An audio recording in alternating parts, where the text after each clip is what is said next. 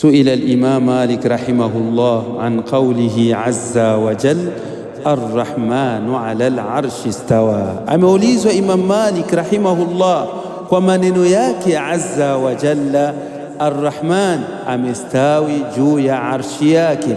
Arrahman yuko juu ya arsh.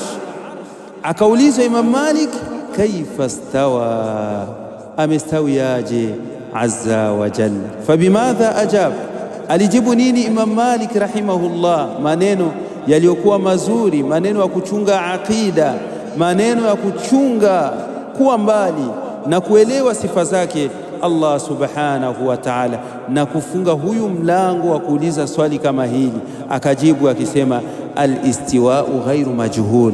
Istiwa, kuwa juu, Rabbul Izzati wal Jalal, kuwa juu Allah subhanahu wa ta'ala, kustawi kama gisi Allah ametuambia ya kwamba yuko juu ya arshi yake Rabbul Izzati wal Jalal, ghairu majhul, ni kitu ambacho sio kwamba akijulikani, kinaeleweka, kiko wazi, kinafahamika. Wal kaif ghairu ma'qul, na kutaka kujua vipi akafunga huyu mlango. Ma'qul ghairu ma'qul, ni kitu ambacho hakiingii kwenye akili.